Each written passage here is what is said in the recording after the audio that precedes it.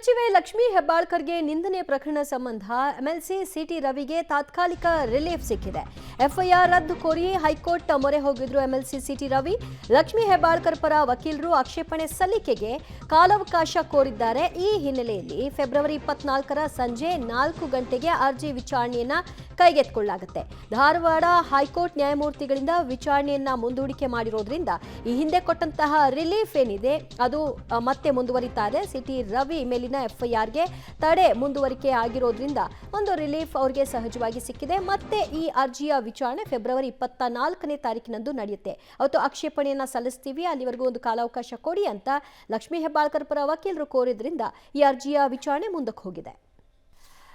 City Ravi ಅವರು ಸದನದಲ್ಲಿ ಲಕ್ಷ್ಮೀ ಹೆಬ್ಬಾಳ್ಕರ್ ಅವರಿಗೆ ಏಕವಚನದಲ್ಲಿ ನಿಂದಿಸಿದ್ರು ಅನ್ನೋ ವಿಚಾರಕ್ಕೆ ಸಂಬಂಧಪಟ್ಟ ಹಾಗೆ ಈ ಪ್ರಕರಣ ಹೊರಗೆ ಠಾಣೆಯಲ್ಲಿ ದೂರು ದಾಖಲಾಯಿತು. ಅದಾದ ನಂತರದಲ್ಲಿ ಅರ್ಜಿಯ ವಿಚಾರಣೆಯನ್ನ ಕೋರ್ಟ್ ಕೈಗೆತ್ತಿಕೊಳ್ತು. ಸೊ ಈ ಒಂದು ಪ್ರಕರಣವನ್ನು ರದ್ದು ಕೋರಿ ಸಿಟಿ ರವಿ ಅವರು ಕೂಡ ಅರ್ಜಿಯನ್ನ ಹಾಕೊಂಡಿದ್ರು. ಮಧ್ಯಂತರ ಒಂದು ರಿಲೀಫ್ ಅನ್ನು ಅವರಿಗೆ ಕೊಡಲಾಗಿತ್ತು. ಸದ್ಯಕ್ಕೆ ಲಕ್ಷ್ಮೀ ಹೆಬ್ಬಾಳ್ಕರ್ ಪರ ವಕೀಲರು ಒಂದು ಕಾಲಾವಕಾಶ ಕೋರಿದ್ದಾರೆ ಆಕ್ಷೇಪಣೆಯನ್ನ ಸಲ್ಲಿಕೆ ಮಾಡೋ ಸಲುವಾಗಿ. ಹೀಗಾಗಿ ಫೆಬ್ರವರಿ 24ನೇ ತಾರೀಕಿನ ಸಂಜೆ 4 ಗಂಟೆಗೆ ವಿಚಾರಣೆಯನ್ನು ನಡೆಸಲಾಗುತ್ತೆ.